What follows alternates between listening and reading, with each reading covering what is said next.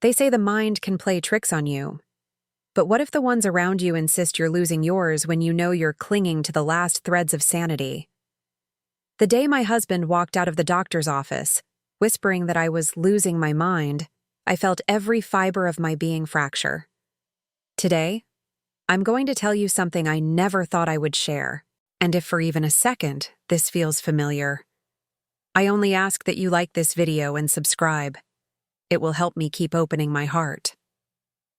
My name is Eleanor, and I'm 73 years old. For 51 years, I've lived in the same cramped Chicago apartment on Lake Shore Drive, where the wallpaper has faded from yellow roses to ghostly cream, and the scent of brewing coffee never quite warms the chill that has settled into my bones. I wake every morning at 5:30, not because I want to, but because my body has memorized the rhythm of serving others before myself. The routine was always the same.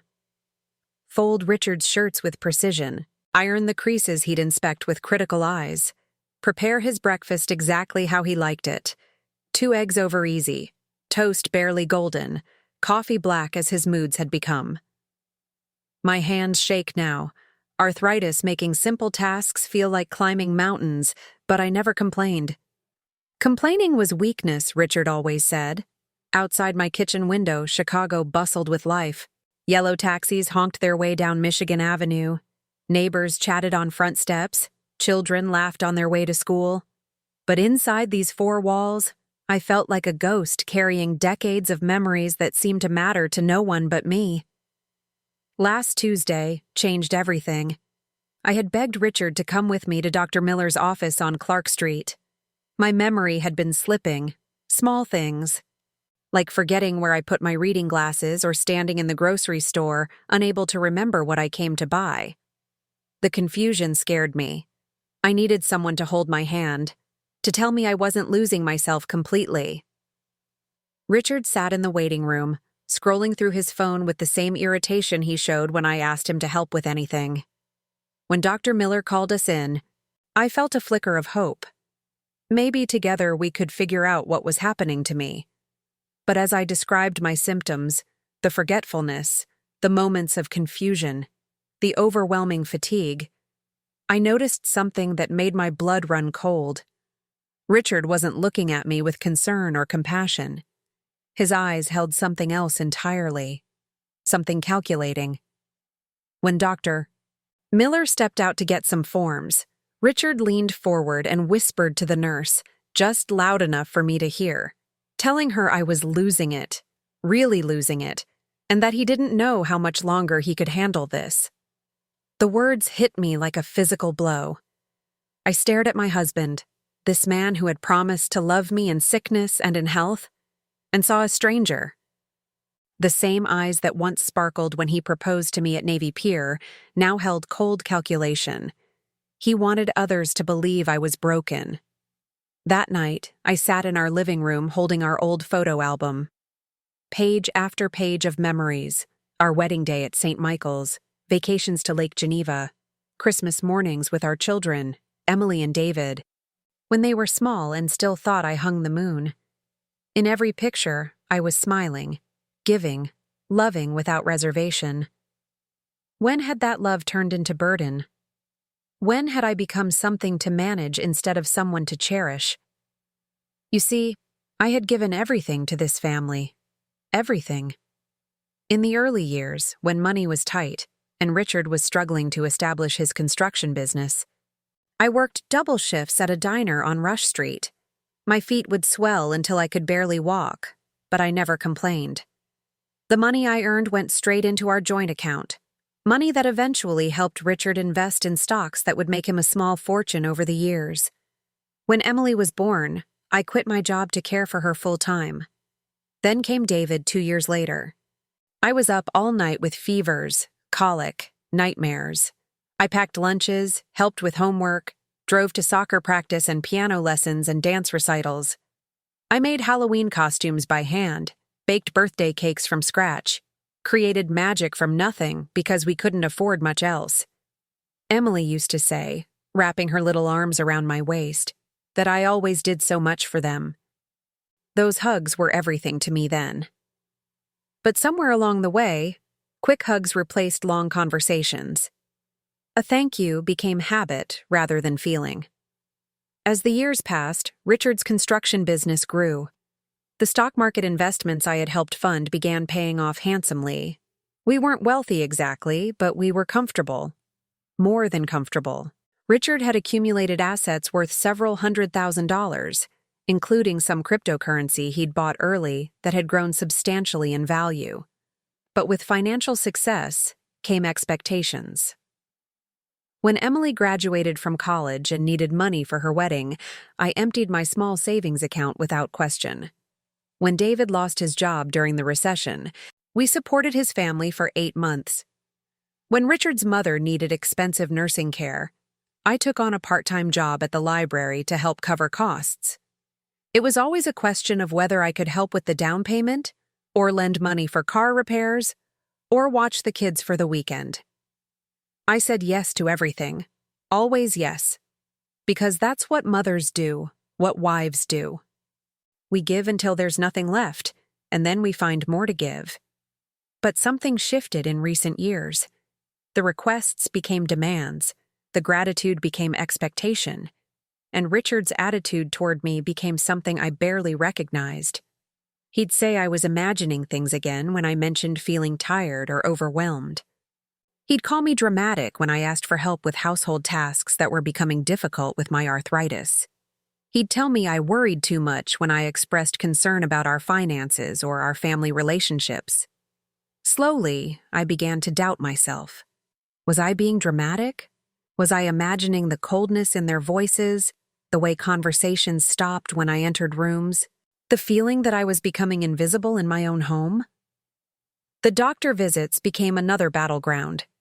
Each time I mentioned a symptom, the joint pain that kept me awake, the memory lapses that frightened me, the depression that settled over me like fog, Richard would interrupt.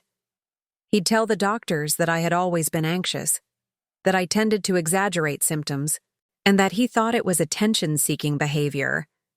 Attention-seeking behavior. As if 51 years of putting everyone else first was somehow selfish.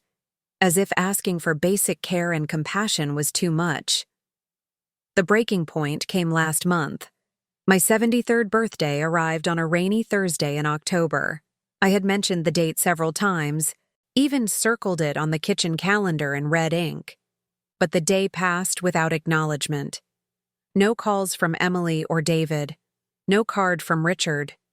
Nothing. I sat at the kitchen table that evening, surrounded by the silence of a home that no longer felt like home. I lit a single birthday candle on a piece of toast and made a wish. I wished to matter to someone. Anyone. 2 days later, Richard announced he was going to visit his brother in Evanston for the weekend. Something in his tone made me suspicious. We hadn't seen his brother in over a year, and suddenly it was urgent? I asked why now. He replied that I wouldn't understand, that it was business, and grabbed his jacket. That night, alone in our apartment, I did something I never thought I'd do. I slipped a small voice recorder into the pocket of Richard's jacket. It was a tiny device I'd bought months earlier when I was considering recording doctor appointments to help remember instructions. I told myself I needed proof. Proof that I wasn't losing my mind. Proof that something was terribly wrong with how I was being treated. The weekend dragged by. I cleaned the apartment, tended to my small herb garden on the fire escape, and tried to quiet the voice in my head that whispered I was being paranoid. Maybe Richard was right. Maybe I was imagining things. He returned Sunday evening in a mood I couldn't read. Distant, but almost excited? He went straight to his study and closed the door, making phone calls in hushed tones that carried through the thin walls but not the words. Monday morning, after he left for work, I retrieved the recorder from his jacket pocket with trembling hands. My heart pounded as I pressed play, not sure I was ready for what I might hear. What I heard destroyed something inside me that had already been cracking for years. Richard's voice, clear and calculating, told his brother Tom that I was too much work now. With the doctor visits, the complaints, the way I followed him around like a lost puppy. And the money, he complained about the money we were spending on my medications and treatments. His brother's voice asked what he was thinking. Richard replied that he had been looking into options, that there was a place in Wisconsin. Not too expensive, nothing fancy, but clean and safe. I would be taken care of, and he would be free to live his life. His brother asked about the house and the savings. Richard explained the beauty of it all, that if I was declared incompetent, he would get full control of everything. The checking account, the investment portfolio, even the Bitcoin holdings. He bragged about how he'd been smart about keeping me out of the financial picture, that I didn't even know about half of what we were worth. His brother then asked about the kids. Richard laughed, a sound that made my blood freeze. He said Emily was already on board, that she thought her mother needed professional care. David was harder to convince, but he would come around when he realized there might be an inheritance worth fighting for. The recording went on for 43 minutes. 43 minutes of my husband and his brother discussing my life like I was a problem to be solved, an obstacle to be removed. They talked about forging documents, finding doctors who would declare me incompetent, even staging incidents to make me appear unstable. I sat on my kitchen floor, holding that small recorder, and felt something break inside me that had been holding me together for decades. The betrayal tasted like copper pennies in my mouth. My hands shook so violently I could barely hold the device. For 51 years, I had loved this man completely. I had given him my youth, my dreams, my identity. I had supported his business with my wages, raised his children while he built his fortune, cared for his mother when she was dying. I had been loyal, faithful, devoted. And he saw me as nothing more than an expensive burden. I crawled to the living room and looked at our wedding picture on the mantel. That young woman in white, so full of hope and love, trusting completely that the man beside her would protect and cherish her forever. What would I tell her if I could travel back in time? That evening, I dropped my favorite coffee mug, the one Emily had given me for Mother's Day years ago, painted with tiny flowers. It shattered against the kitchen tiles, and I stared at the pieces scattered across the floor, like my marriage, like my family, like my trust. But in that moment of destruction, something else happened, something unexpected. I whispered the words no more. They came from somewhere deep inside me, a place that had been buried under decades of people-pleasing and self-sacrifice. No more. For the first time in years, I didn't clean up the broken pieces immediately. I left them there and went to bed, where I slept more soundly than I had in months. The next morning, I woke with a clarity I hadn't felt in years. I looked in the bathroom mirror and saw a stranger, a woman with gray hair and lines around her eyes, but also something else, something that looked almost like strength. I had a choice to make. I could continue pretending everything was fine, continue being the convenient victim of my family's manipulation. Or I could do something I had never done in my adult life. I could fight back. But fighting back meant risking everything. It meant potentially losing the only family I had, even if that family was treating me terribly. At 73, who would I be without them? The fear was paralyzing. Loneliness seemed worse than disrespect. At least with Richard and the children, I had some sense of purpose, even if that purpose was being used. I spent 3 days pacing our small apartment, playing the recording over and over, trying to convince myself I had misunderstood something. Maybe Richard was just frustrated. Maybe he didn't really mean it. But deep down, I knew better. The coldness in his voice, the casual way he discussed discarding me, this wasn't momentary frustration. This was a man who had stopped seeing me as human years ago. On Thursday, I did something that surprised even me. I bought a small notebook and began writing down every incident I could remember of being dismissed, belittled, or ignored. The list grew longer than I expected. Richard interrupting me at dinner parties. Emily rolling her eyes when I offered advice. David changing the subject whenever I tried to talk about my health concerns. The casual cruelties that had become so normal, I had stopped noticing them. But I also wrote down other things. Moments that contradicted their narrative of me as incompetent or unstable. I still balanced our checkbook to the penny. I still remembered every grandchild's birthday, every family anniversary, every important date. I still cooked elaborate holiday meals, managed our household, and handled all the emotional labor of maintaining family relationships. I wasn't losing my mind. I was losing my will to continue being their convenient target. That Sunday, David called to ask if I could babysit his twins while he and his wife went to a wedding. The request was typical, last minute, assumed rather than asked, with no consideration for whether I might have other plans. For the first time in my adult life, I said no. David's voice carried the shock of someone who had never heard that word from me when he asked what I meant by no. I told him I meant that I had other plans. He shot back asking what plans, saying I never have plans. The casual dismissal of my entire existence stung, but it also strengthened my resolve. I told him I had plans now. I hung up before he could guilt me into changing my mind. My hands were shaking, but I felt something I hadn't experienced in years, the satisfaction of setting a boundary. Within an hour, Emily called. Then Richard. Both confused, slightly angry, demanding to know what was wrong with me. I told each of them that nothing was wrong with me, and that was exactly the point. That night, I pulled out all our old photo albums and spread them across the living room floor. 51 years of memories, graduations, holidays, vacations, celebrations. In every single picture, I was there, organizing, serving, celebrating others' achievements, making everyone else's life smoother and happier.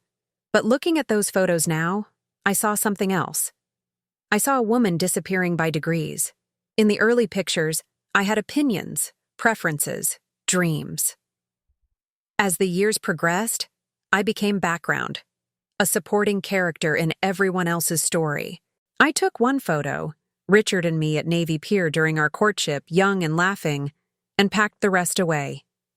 That young woman deserved better than what her future held. And maybe, just maybe, it wasn't too late for the woman I had become. The next morning, I made 2 phone calls that would change everything. The first was to Mary Cooper, my upstairs neighbor.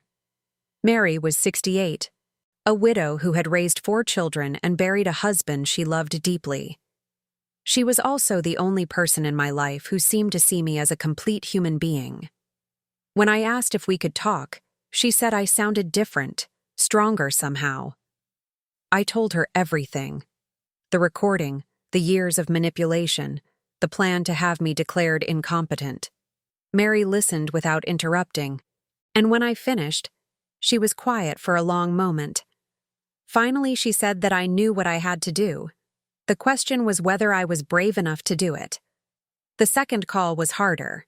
I looked up elder law attorneys in Chicago and found one who offered free consultations. Jane Wallace had been practicing for 20 years and specialized in protecting seniors from financial abuse. She told me during our phone call that what I was describing was unfortunately common.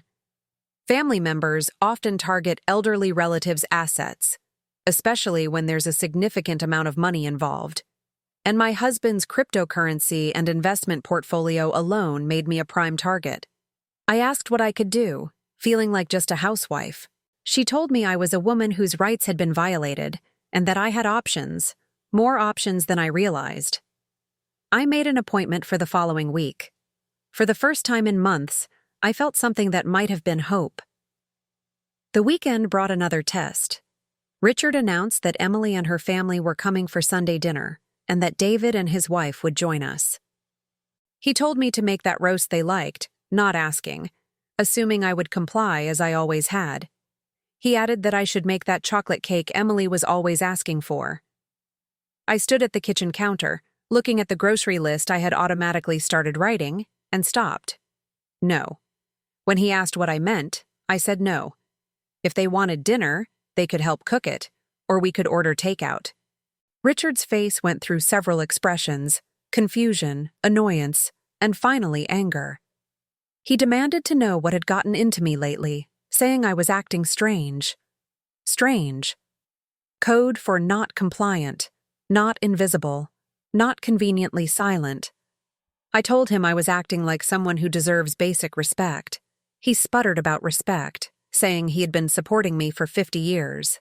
I countered that I had been supporting him right back, with the cooking, cleaning, raising his children, taking care of his mother, working when we needed money, and giving up every dream I ever had to make his life easier. I asked him when exactly I got to stop earning the right to be treated like a human being. Richard stared at me like I had grown a second head. Maybe I had. Maybe the old Eleanor, the one who absorbed disrespect like a sponge, was finally gone. Sunday dinner was tense. I made sandwiches instead of roast, served store-bought cookies instead of homemade cake. Emily complained about the strange meal. David asked if I was feeling all right. Richard glared at me from across the table. But I sat straighter than I had in years. I met their eyes instead of looking down at my plate.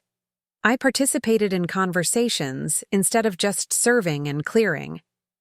As she was leaving, Emily said that I seemed different, and it wasn't a compliment. I replied that I was exactly the same. I was just not pretending anymore that being treated poorly was normal. That week, I had my first meeting with Jane Wallace. Her office was in a converted brownstone near Lincoln Park, and she offered me coffee in a real mug, not a paper cup. A small kindness that almost made me cry. She asked me to tell her about my financial situation as she pulled out a legal pad. I realized I didn't know as much as I should. Richard handled business, had always handled it, claiming it was too complicated for me to understand. But I knew about the checking account we shared, the savings account with both our names, the house we owned outright. What I didn't know was that Richard had opened several accounts in his name only, including investment accounts worth hundreds of thousands of dollars. Money that had grown from the foundation I had helped build with my wages from the diner, my unpaid labor as mother and homemaker, my sacrifices of personal dreams and ambitions. Jane explained that in Illinois, assets acquired during marriage are considered marital property regardless of whose name is on the account. I had rights to those investments, that cryptocurrency, all of it. But we needed to act quickly if my husband was planning to have me declared incompetent.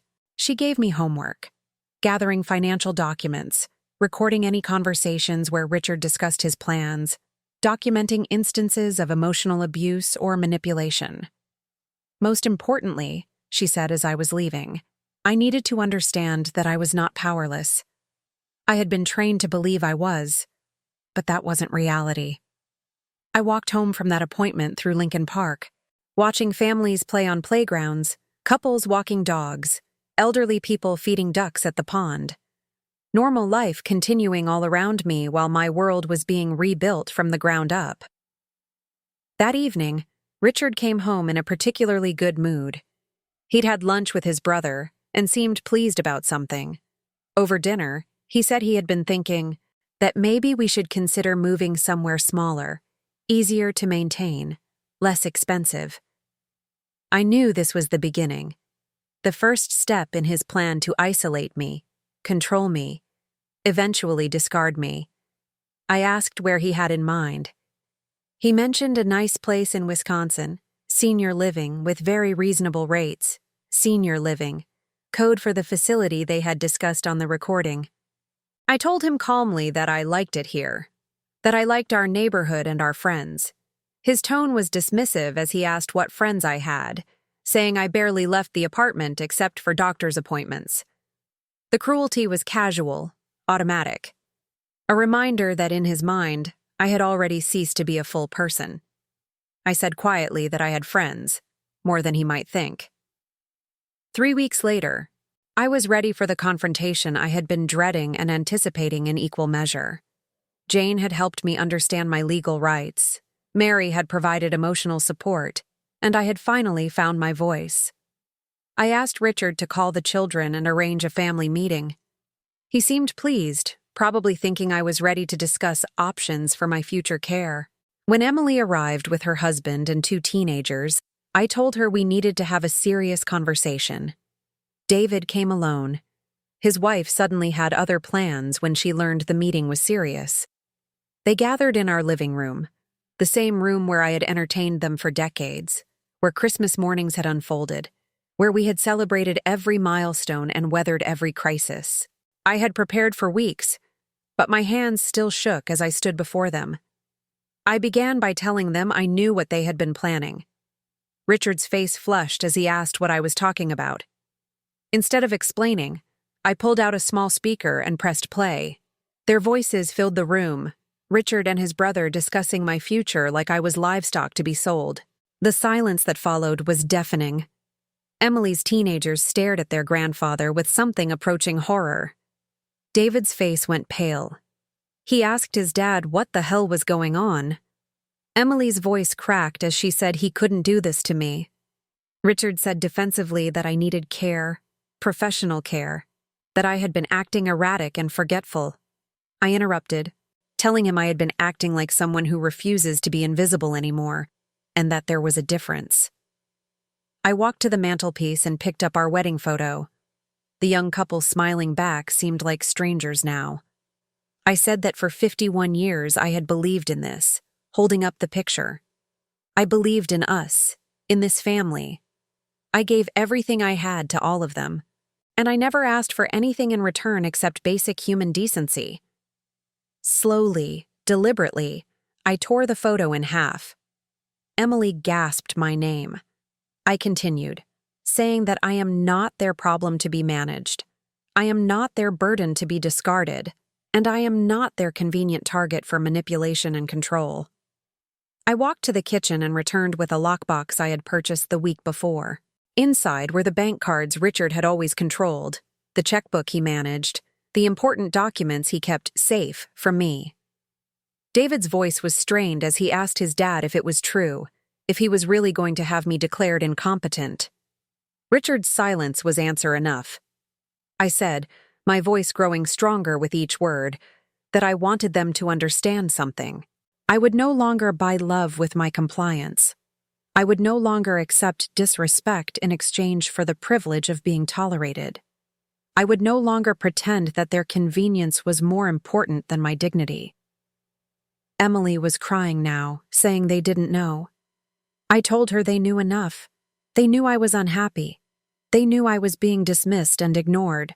They knew, and they chose to look the other way because it was easier than standing up for me. I locked the box and placed it on the coffee table between us. I told them that from now on, things would change. I would not be cooking elaborate meals for people who couldn't be bothered to say thank you. I would not be lending money to children who treated me like an ATM. I would not be sacrificing my health and happiness for people who saw me as expendable.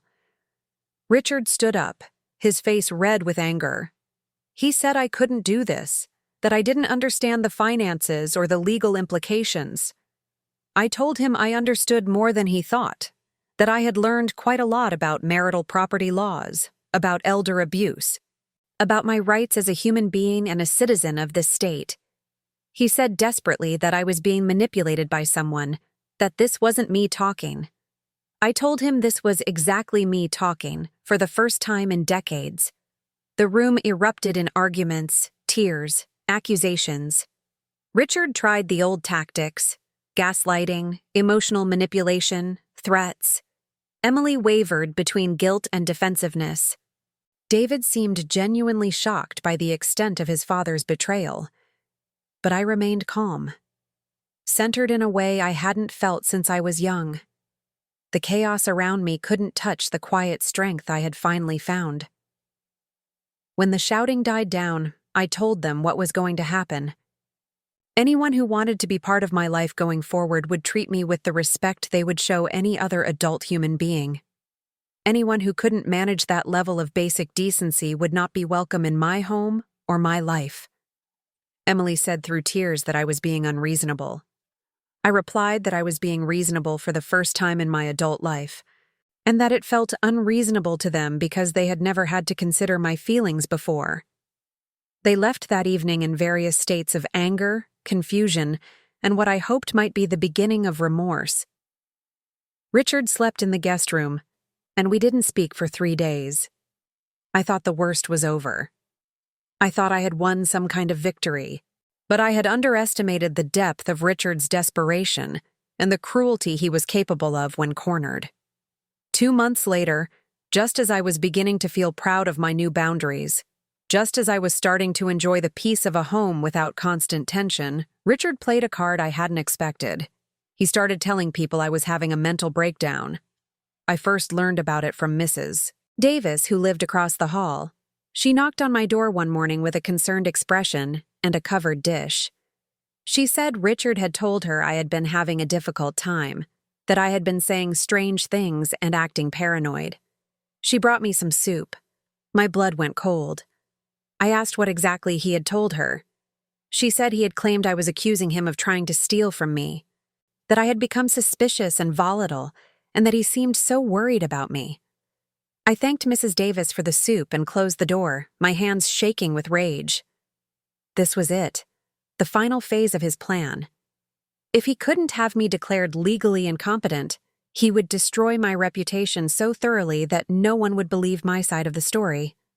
Over the next week, I discovered the full extent of his campaign. He had called our insurance company, suggesting I needed psychiatric evaluation. He had spoken to Dr. Miller, expressing concerns about my mental state. He had reached out to Emily's friends, David's colleagues, even the mailman, painting himself as the long-suffering husband of an increasingly unstable woman. The isolation was swift and devastating. Phone calls stopped coming. Invitations dried up. Even Mary seemed more distant, unsure what to believe. I sat in my kitchen one evening, surrounded by the evidence of a life that was being systematically destroyed, and felt the walls closing in. This was how it would end, not with dramatic confrontation, but with quiet character assassination. Death by 1,000 whispers. But then I remembered something Jane had told me during one of our sessions. The truth has weight, and while lies might spread faster, truth has staying power. Instead of falling apart, I did something Richard hadn't expected. I started documenting everything. Every conversation, every lie, every attempt at manipulation. I recorded it all. I kept a detailed journal. I saved text messages and emails. I gathered evidence like a detective building a case. And then I did something that terrified me more than any of the previous confrontations. I reached out to people directly. I called Mrs. Davis back and played her the recording of Richard discussing his plans. I met with Dr. Miller and presented a timeline of Richard's manipulation campaign. I contacted Emily and David and laid out, methodically and calmly, exactly how their father was attempting to destroy my credibility. The response wasn't immediate, but it was profound. People began to see the pattern. The concerned husband narrative fell apart when confronted with evidence of his calculated cruelty. Emily called me 3 weeks later, crying. She said she was so sorry, that she hadn't wanted to believe it. But when I showed her those recordings, when she really thought about how her dad talked about me, she realized what they had done to me. David was slower to come around, but eventually he too began to see the manipulation he had been subjected to. Not just my manipulation, his own. Richard had been playing him against me for years, using family dynamics to maintain control. The final confrontation came 6 months after I had first discovered Richard's plan. He arrived home one evening to find his suitcases packed in the hallway. He demanded to know what this was. I told him it was him leaving tonight. He said I couldn't throw him out of his own house. I corrected him that it was our house, that we had bought it with money I helped earn, and that I had helped maintain it for 51 years. And according to my attorney, I absolutely could ask him to leave. His face went through the familiar progression: surprise, anger, manipulation tactics. He told me to be reasonable, that we could work this out, maybe with marriage counseling, and that he knew he had made mistakes. I told him that plotting to have me declared incompetent so he could steal assets I helped build and abandon me in a nursing home was not a mistake. It was calculated cruelty. He asked where he would go. For just a moment, a flicker of the old Eleanor felt sorry for him. 51 years of marriage doesn't disappear overnight, even when that marriage became toxic. But then I remembered his voice on that recording, casually discussing my disposal like I was broken furniture. I remembered the months of gaslighting, the character assassination, the complete absence of remorse. I told him that was no longer my problem to solve. He left that night, and for the first time in decades, I slept alone in my own bed without feeling lonely. The silence wasn't empty. It was peaceful. The divorce took 8 months. Jane was brilliant, methodical, and fierce in protecting my rights. We recovered access to investment accounts I hadn't even known existed. Richard's cryptocurrency holdings, which had grown substantially over the years, were divided according to Illinois's equitable distribution laws. But the money wasn't the victory. The victory was waking up each morning in a home where I wasn't walking on eggshells, where I wasn't bracing for criticism, where I could make decisions about my own life. I started small. I painted the kitchen yellow, a color Richard had always hated. I bought plants and filled the apartment with green life. I threw away clothes that I had kept only because they were practical, and bought a few things simply because I liked them. I joined a watercolor class at the Art Institute. My hands, so long devoted to serving others, learned to create beauty for its own sake. The arthritis still slowed me down, but painting gave me a different kind of purpose. The instructor, Diane, was a woman in her 60s who had returned to art after raising 5 children. She told our class one afternoon that it's never too late to remember who you were before the world told you who you should be. I reconnected with Susan, my roommate from nursing school nearly 50 years ago. We had lost touch when life got complicated, when marriage and children consumed everything. But when I reached out, it was as if no time had passed. Over coffee at a cafe in Lincoln Park, she said she had always wondered what happened to me. She remembered I was so passionate about everything: books, politics, that boyfriend who played guitar. She asked when I had stopped being passionate. It was a good question. When had I stopped having opinions, preferences, dreams that belonged to me alone? The relationship with my children was complicated. Emily struggled with guilt and slowly began to treat me more like a person and less like a convenient grandmother. David remained distant, caught between loyalty to his father and recognition of how badly I had been treated.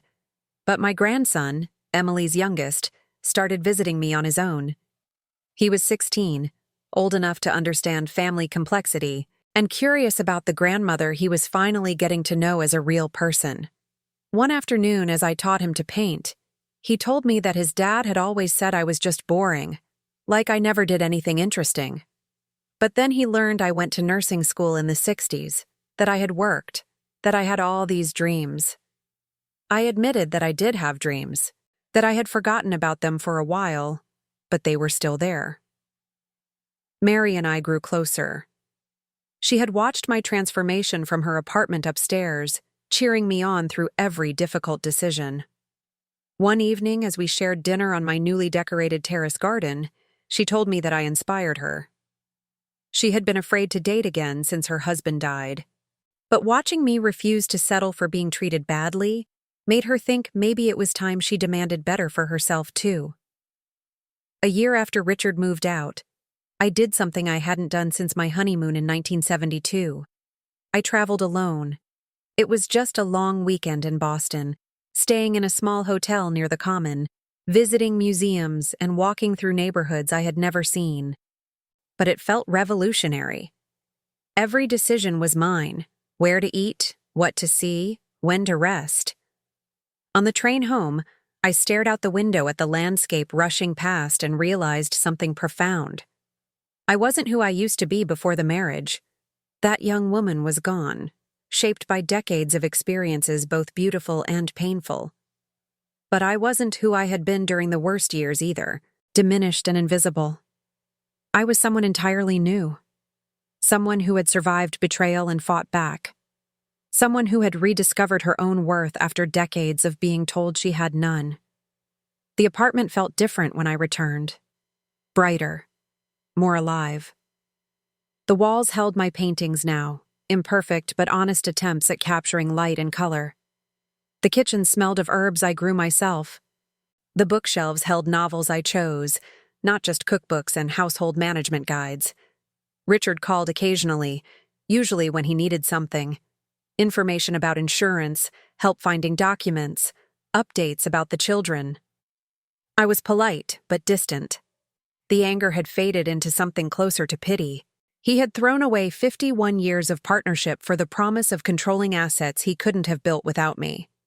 He had destroyed trust that could never be rebuilt, burned bridges he would never be able to cross again. At 74, he was starting over with nothing but money and the reputation of a man who had betrayed his wife of 5 decades.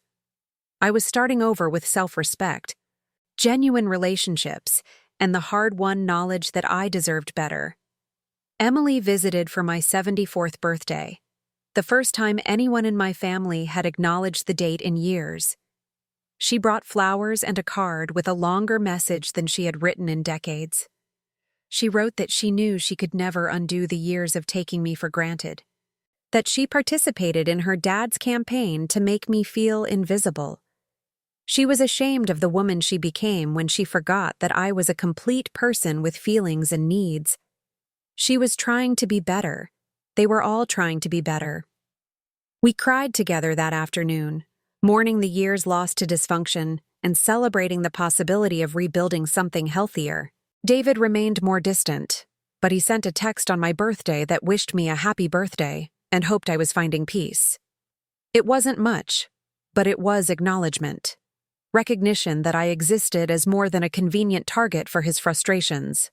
But the most meaningful moment came 2 months later. I was in the grocery store on Michigan Avenue, the same store where I had shopped for the family for decades, when I ran into Mrs. Thompson, a woman from our old church. She exclaimed my name, told me I looked wonderful, and that there was something different about me, that I was glowing. I thought about her comment as I walked home, bags of groceries I had chosen for myself, for meals I would cook because I enjoyed cooking, not because someone expected me to serve them. Maybe I was glowing. Maybe this is what happens when you stop apologizing for taking up space in the world. 6 months ago, I made a decision that would have been unthinkable during my marriage. I started volunteering at a domestic violence shelter in the South Side, helping other women recognize the patterns I had lived with for so long. The work was difficult, heartbreaking, but also deeply meaningful. These women, many of them younger than my own daughters, were fighting battles I understood intimately. During one of our support group sessions, a woman named Jessica asked me how you know when it's time to leave. She was 28, with 2 small children and a husband who controlled every aspect of her life. I told her you know when staying hurts more than leaving, when you realize you've disappeared so completely that you're not sure who you are anymore, when you understand that accepting disrespect isn't love, it's self-abandonment. Jessica left her husband 3 weeks later. She sent me a photo of her new apartment, tiny but clean. Safe, hers. The children were smiling in the picture, and so was she. Working with these women reminded me that my story wasn't unique. Millions of women at every age and stage of life were fighting to reclaim their sense of self from relationships that had consumed them. The details were different, but the core struggle was the same. Learning to believe you deserve better. As I write this, it's been 18 months since I discovered Richard's plan to discard me. 18 months since I found that voice recorder and learned the truth about my marriage. The apartment is quiet now, but it's a different kind of quiet than before. This silence belongs to me. It's not the silence of being ignored or dismissed. It's the peace of a mind that no longer needs to brace for criticism or manipulation. I sit at my kitchen table in the mornings, drinking coffee from a mug that says, "You matter," a gift from Mary, watching the sun rise over Chicago. The herb garden on my fire escape is thriving. The watercolor paintings on my walls capture moments of beauty I might have missed when my attention was always focused on others' needs. My checking account balance reflects careful management of resources that are finally under my control. The investment portfolio that Richard tried to hide from me now generates income I use for travel, art supplies, and small luxuries I denied myself for decades. But the real wealth isn't financial. It's the knowledge that at 74 years old, I finally learned to fight for myself. It's the relationships I've built with people who see and value me as a complete human being. It's the dreams I'm pursuing that have nothing to do with anyone else's expectations or demands. Last month, I signed up for a creative writing class at the local college. The young instructor seemed surprised to have a student my age, but I told her something that made her smile. I said I had 74 years of stories to tell, and that I was just getting started. The other students, mostly in their 20s and 30s, treat me with respect and genuine interest. They ask about my life experiences, my perspectives on their work, my advice about everything from relationships to career decisions. Being valued for my mind, my insights, my accumulated wisdom instead of just my usefulness as a servant, it's a gift I had forgotten I deserved. 2 weeks ago, Emily called with news that surprised both of us. She and her husband were separating, not because of abuse or betrayal, but because they had grown apart and both deserved relationships that made them happy rather than just comfortable. She told me she kept thinking about what I did, how I refused to accept being treated badly just because it was familiar, and that she wanted to be that brave. I told her that bravery isn't the absence of fear. It's acting, despite the fear. Every step I took toward reclaiming my life terrified me. But terror was better than the slow death of accepting the unacceptable.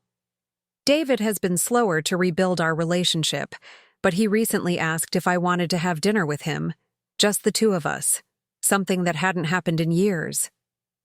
Over pasta at a small restaurant in Lincoln Park, he told me he needed to understand what happened, not just with me and his dad, but with all of us, and how we became people who thought it was okay to treat me like that.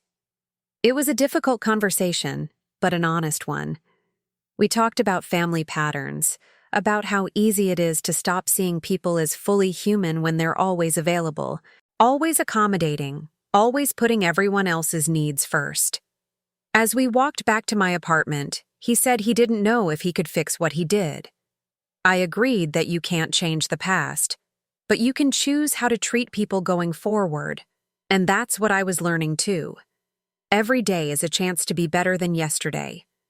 Richard and I are divorced now. The papers were finalized 3 months ago in a courthouse in downtown Chicago, where we had once gone to get our marriage license 51 years earlier. He looked older, smaller somehow, when I saw him across the courtroom. The confident man who had controlled every aspect of our household for decades seemed diminished by the consequences of his own choices. We didn't speak directly, but our lawyers negotiated the final details of our separation. I kept the apartment. He kept his construction business. We split the investment assets we had built together over 5 decades of marriage. But more importantly, I kept my dignity, my self-respect, my ability to sleep peacefully at night knowing I had fought for myself when it mattered most. I heard through Emily that Richard is dating someone, a woman in her 60s he met through his brother. Part of me feels sorry for her. She has no idea what she's getting involved with, how charming he can be at first, how gradually the control and manipulation begin. But that's not my problem to solve anymore. My job now is to live the life I almost let slip away.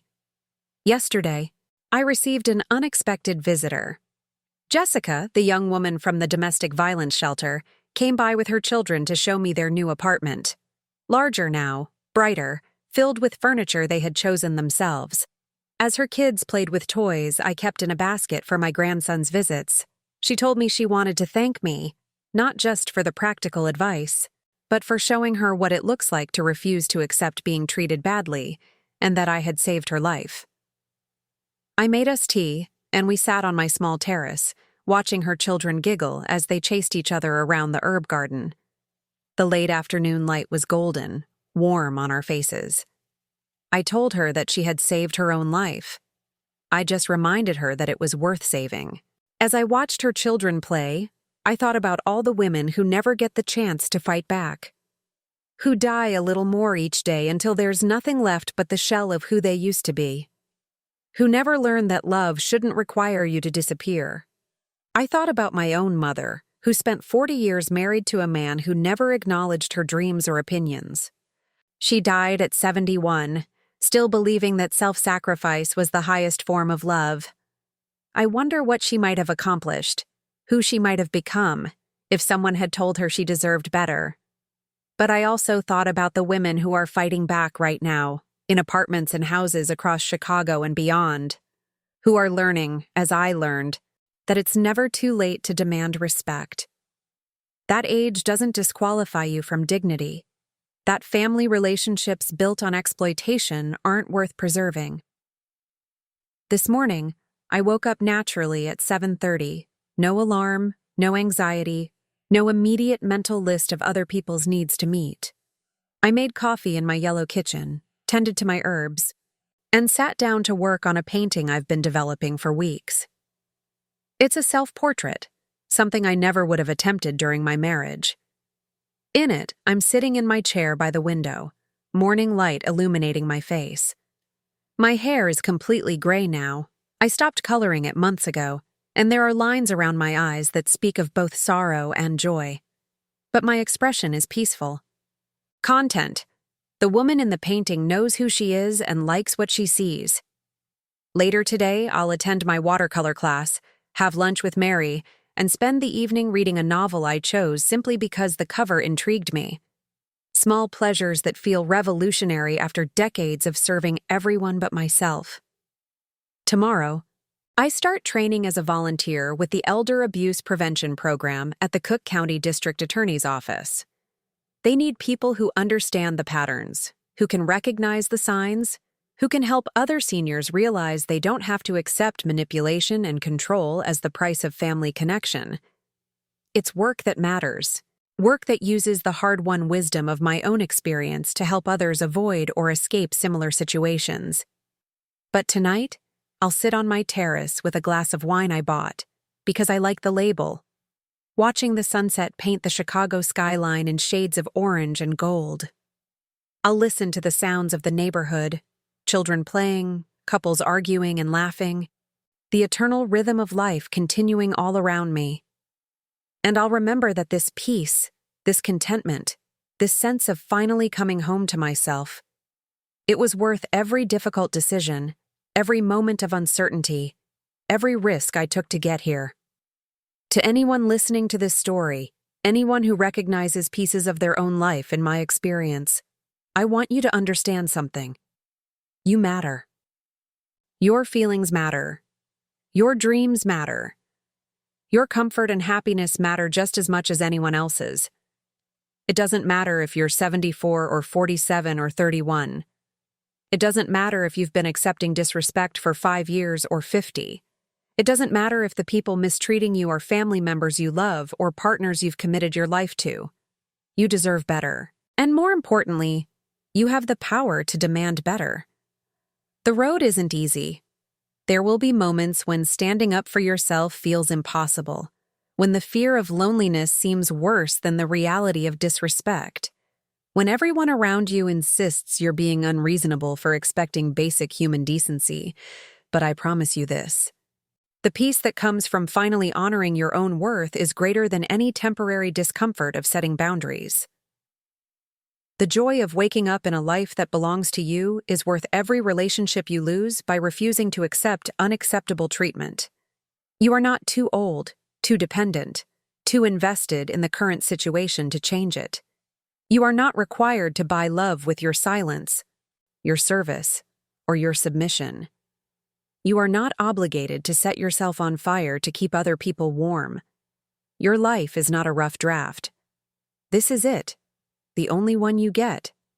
And you deserve to spend it surrounded by people who celebrate you rather than diminish you, who lift you up rather than tear you down, who see your full humanity rather than just your usefulness to them.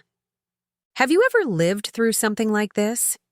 Have you watched someone you love disappear into a relationship that consumed them? Have you felt the weight of family expectations that required you to sacrifice your own well-being for everyone else's convenience? Share your story in the comments below. Let others know they're not alone in this struggle. And if this story touched something in your heart, if it reminded you of your own worth or gave you courage to demand better treatment, please like this video and subscribe to this channel.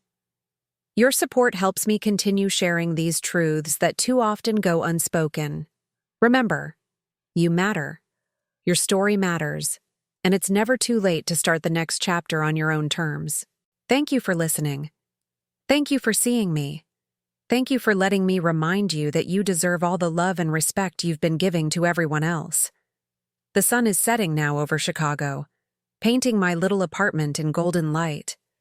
I'm exactly where I belong, in a life I fought for, surrounded by beauty I created, at peace with choices I made for myself. This is what freedom looks like.